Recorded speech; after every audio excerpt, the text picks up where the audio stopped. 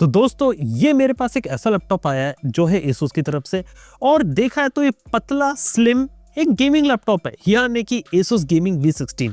और इस लैपटॉप में बताऊं खास बात क्या है कि ये लैपटॉप के अंदर प्रोसेसर देखने को मिलता है आपको Intel Core 5 210H प्रोसेसर। अब यार सिंपल सी बात है कि पतले लैपटॉप के अंदर Intel Core का मतलब क्या है। देखो, आप लोगों ने Intel Core i5 सीरीज देखी होगी और Intel Ultra Core सीरीज भी देखी होगी।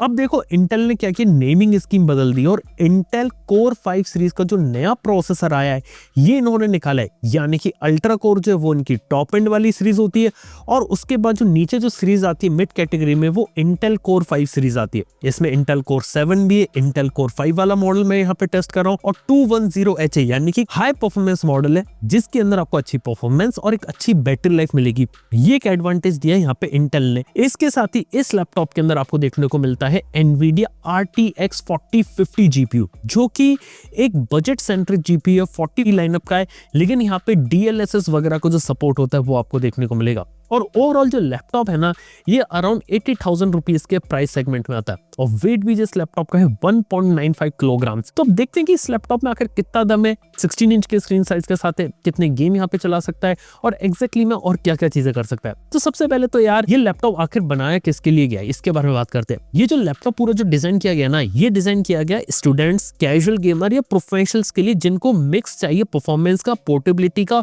और एक डिजाइन का, यानी कि इन तीनों का अगर बैलेंस किसी को चाहिए तो इस लैपटॉप के ऊपर जा सकता है। अब इसके बारे में बात करते हैं इसके प्रोसेसर में कि Intel Core 5 210H में ऐसा क्या है। देखो ये Raptor Lake H सीरीज का प्रोसेसर है जिसके अंदर आपको 4 परफॉर्मेंस कोर और 4 एफिशिएंट कोर देखने को मिलते हैं और टोटल 12 थ्रेड के साथ आता है। और परफॉर्मेंस कोर के अंदर जो टॉप स्पीड है वो है 2.2 गीगाहर्ट्ज की और एफिशिएंट कोर में है 1.6 गीगाहर्ट्ज की। TDP के अंदर बात करें तो जो बेस पावर होती है वो होती है 45 वॉट की और 115 वॉट की मैक्सिमम पावर यहाँ पे ले सकता है। इंटेल की 7 प्रोसेस के ऊपर ये बेस्ड है और इंटेल के इंटीग्रेटेड ग्राफिक्स के साथ आता है जो आपके लाइट टास्क जैसे वेब ब्राउजिंग या वीडियो प्लेबैक के लिए यहाँ पे सूटेबल है।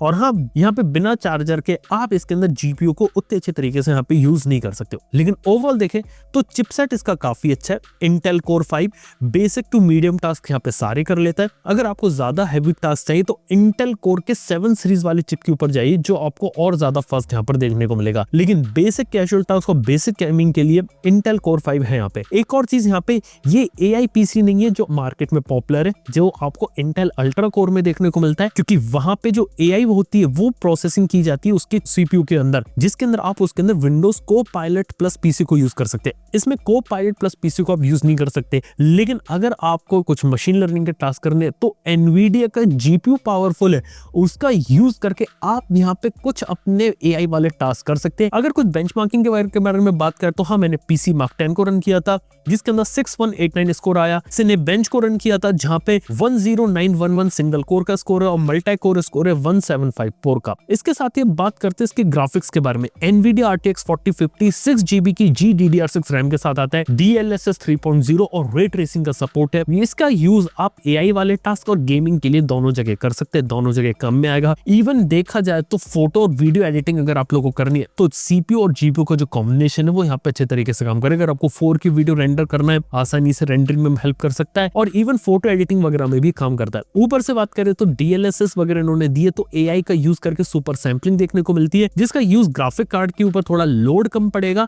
लेकिन बदले में आपको जो विजुअल्स देखने को मिलेंगे वो काफी अच्छे देखने को मिलेंगे। और ऊपर से रे ट्रेसिंग कैपेबिलिटीज के साथ है तो ग्राफिक्स की क्वालिटी भी काफी अच्छी होगी। अगर आप इसमें कोई भी AAA गेम खेलना चाहे तो मीडियम से लेके हाई सेटिंग्स पे खेल सकते हैं। 40 से लेके 60 FPS इस पे अचीवेबल है। सेटिंग थोड़ी लो कर देंगे 100 FPS भी यहाँ पे निकल जाएगा। वैलोरेंट जैसा गेम तो 100 FPS के ऊपर निकालेगा। GTA 5 इनहेंस तो मैंने बहुत अच्छा खेला यहाँ पे, जिसके अंदर रे ट्रेसिंग को भी हाई कर दिया था मैंने और इजीली 100 FPS के ऊपर उसने कंसिस्टेंटली निकाला, तो वो एक अच्छा काम है। और कोई भी जो नया जो गेम रहता है ना, अगर आप इसके ऊपर एंजॉय करना चाहे तो कर सकते हैं। वो 144 हर्ट्ज पे काम करेगा, हालांकि कोई G-Sync वगैरह का सपोर्ट नहीं है इसके डिस्प्ले के अंदर, लेकिन फिर भी 144 हर्ट्ज में आपको एक मजा तो आ ही जाएगा और ज्यादातर गेम अच्छी खासी सेटिंग में निकल जाएंगे। 80,000 रुपए में ऐसा लैपटॉप चाहिए जो आपके गेमिंग का सारे मजा निकाल दे और गेमिंग वगैरह कर लो, साथ ही साथ प्रोडक्टिविटी के काम कर लो, तो उसके अंदर तो ये चीज यहाँ पे काम में है। इसके साथ ही बात करें तो जीपीयू के बारे में बात कर रहा था, तो 3D मार्क रन किया यहाँ पे 7435 का स्कोर है और गीक बेंच का OpenCL का स्कोर आया 7414। देखो ओवरऑल बात करें ना तो जो परफॉर्मेंस है ना लैपटॉप के अंदर काफी सही है और देख के काफी अच्छा लगता है कि पतले और तकरीबन 2 किलो से कम के फॉर्म फैक्टर में इन्होंने इतनी परफॉर्मेंस यहाँ पे बिल्डअप कर दी। हालांकि गेमिंग लैपटॉप के साथ सिर्फ प्रोसेसर और ग्राफिक्स ही इंपॉर्टेंट नहीं रहते, इसके साथ रैम का भी इंपॉर्टेंट होना जरूरी है। यहाँ पे आपको 16GB की DDR5 रैम है, ये एक फास्ट 5600 मेगाहर्ट्ज पे चलने वाली रैम है, डुअल स्लॉट है। 16GB की रैम को अपग्रेड कर सकते हैं अप टू 64GB तक, एक अच्छा काम है, यूजर अपग्रेडेबल है। पीछे से अगर बैक पैनल ओपन करके रैम अपग्रेड करना चाहे पॉसिबल है। अगली चीज यहाँ पे स्टोरेज है 512GB का है, PCIe बेस्ड स्टोरेज, जिसे आप और एक्सपेंड कर सकते हैं। यहाँ पे एक और स्लॉट देखने को मिलता है जिसके अंदर आप अपनी फेवरेट SSD लगा सकते हो और स्टोरेज की स्पीड्स भी यहाँ पे काफी अच्छी देखने को मिलती है।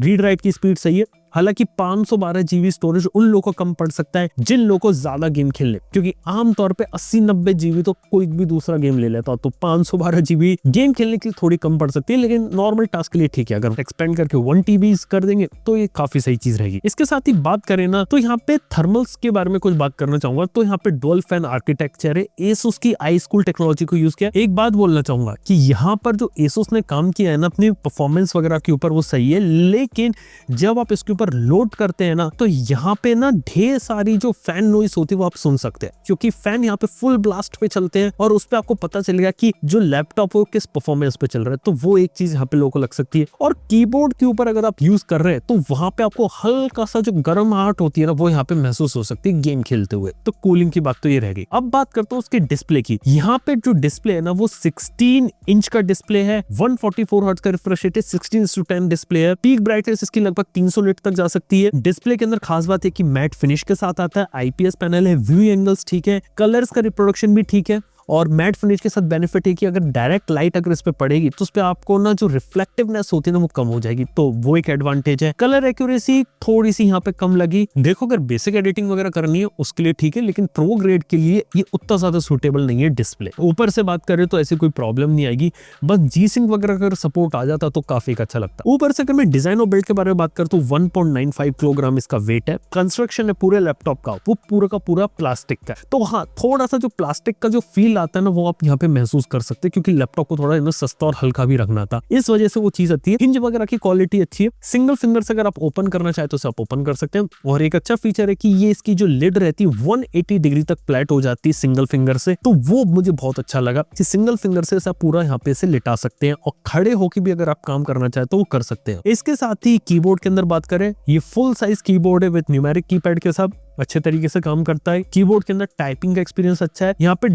WASD वाली जो कीज रहती है ना इसको यहाँ पे अलग तरीके से ट्रांसपेरेंट करके रखा हुआ है और गेमिंग वाला जो टच होता है वो दे रखा है, लेकिन बात है कि सिर्फ और सिर्फ ये ब्लू लाइट के साथ ही काम करता है। अगर RGB लाइटिंग अगर आ जाती तो बहुत मजा आता। RGB लाइटिंग ना देखिए, ब्लू लाइट थोड़ा सा अजीब लगता है, लेकिन RGB थोड़ी सी मेरे को बेटर लगती है। इसके साथ ही बात करें तो कीबोर्ड में ऐसे कोई प्रॉब्लम नहीं, हालांकि हैवी यूजेज के अंदर कीबोर्ड की कीज थोड़ी गर्म हो सकती है। ट्रैक पैड मेरे को बहुत अच्छा लगा, बहुत ही ज्यादा बड़ा ट्रैक पैड है। इतना बड़ा ट्रैक पैड आमतौर पे विंडोज लैपटॉप में नहीं आता है और बड़े ट्रैक पैड की खास बात है कि जेस्चर्स वगैरह को बहुत अच्छे तरीके से सपोर्ट करता है और अलग अलग जेस्चर ट्रैक पैड का यूज कर सकते हैं। यहाँ पे जो पीछे की जो लिड है ना यहाँ पे थोड़ी सी मेरे को मीडियोकर लगी, क्योंकि यहाँ पे थोड़े से फिंगरप्रिंट के जो स्मजेस होते हैं ना वो यहाँ पर आ सकते हैं। ऊपर से बात करें ऑडियो के अंदर तो स्टीरियो स्पीकर का सपोर्ट है। देखो मैं कहूंगा कि डिसेंट है, अगर आप हेडफोन वगैरह यूज करेंगे गेमिंग सेशन के लिए सही है, लेकिन जो स्पीकर्स है ना ये सब सिर्फ कैजुअल यूज के लिए बनाए गए, कोई ज्यादा स्पेसिफिक इसका खास काम है नहीं। वेबकैम देखा तो 1080p का है, ये प्राइवेसी शटर के साथ आता है, उसे आप ओपन बंद कर सकते हैं।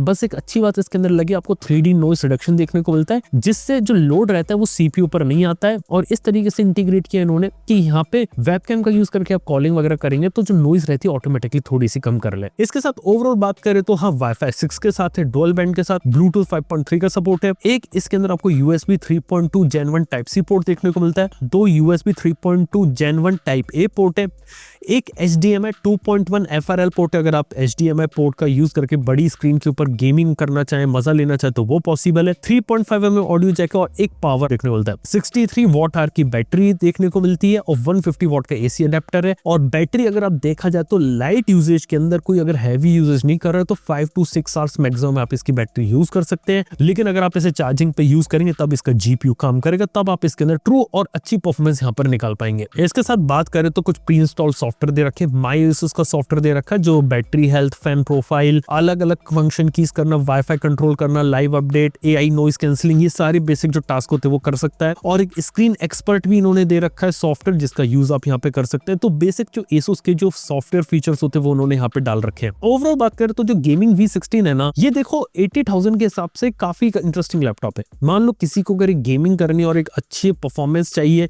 और एक थोड़े स्लिम फॉर्म फैक्टर में चाहिए 80,000 के सेगमेंट में, तो ASUS के इस लैपटॉप को देख सकता है। और प्रोफेशनल कैटेगरी में अगर हो और वीडियो एडिटिंग वगैरह के लिए अगर लेना चाहते हो तो भी आप इसे एक बार कंसिडर कर सकते हो। हालांकि डिस्प्ले के लिए आप ज्यादा बेटर कलर एक्यूरेट मॉनिटर को अगर आप यूज करेंगे तो यहाँ पे बेटर रहेगा, जिसके अंदर आप बेटर यहाँ पे स्क्रीन को यूज कर पाएंगे। प्रोसेसर ये लोग अच्छा लेकर आ रहे हैं, नया प्रोसेसर लेकर आ रहे हैं जो आपको आमतौर पे कंपनीज नहीं देते। कंपनीज आज भी 13 जनरेशन 14 जनरेशन की चिप्स दे रही है इस रेंज में, तो वो एक अच्छा काम है। RTX 4050 ज्यादातर गेम्स को चला सकता है। बैटरी लाइफ मैं कहूंगा कि लाइट वेट टास्क में 5-6 आवर्स, इससे ज्यादा आप एक्सपेक्ट मत करना। डिजाइन इसका पतला है और वेट इसका 1.95 किलोग्राम तक जाता है, तो 16 इंच के लैपटॉप के हिसाब से यहाँ पे सही लगता है। ऊपर से बात की जाए तो टच पैड इसका काफी स्मूथ है, कीबोर्ड सही है, वेबकैम सही है, HDMI 2.1 का सपोर्ट सही है। GPU के अंदर पावर ड्रॉ देखा है तो 65 वॉट से लेकर 70 वॉट तक ही जाता है। और देखा जाए ना तो इस लैपटॉप में कोई भी ईथरनेट पोर्ट दे नहीं रखा है, तो अगर ईथरनेट पोर्ट अगर इसमें दे देते तो काफी अच्छी चीज लगती है। और ऑडियो की क्वालिटी को थोड़ा सा बेटर कर देते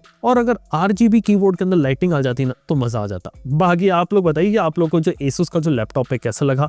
हाँ, पीछे कुछ फिंगरप्रिंट वगैरह आ जाते हैं, बस इस चीज को अगर ASUS अगर थोड़ा सॉल्व करे तो बेटर चीज रहेगी। तो थैंक यू बने रहने के लिए। ये बात थी ASUS के गेमिंग V16 लैपटॉप के बारे में। अगर आप इस लैपटॉप को इंटरेस्टेड हो चेकआउट वगैरह करने में, डिस्क्रिप्शन और वीडियो के अंदर मैं इसे टैग कर दूंगा, जाके आप इसे चेकआउट कर सकते हैं। थैंक यू बने रहने के लिए। मैं आपसे मिलता हूँ अपने नेक्स्ट वीडियो के अंदर। Good bye.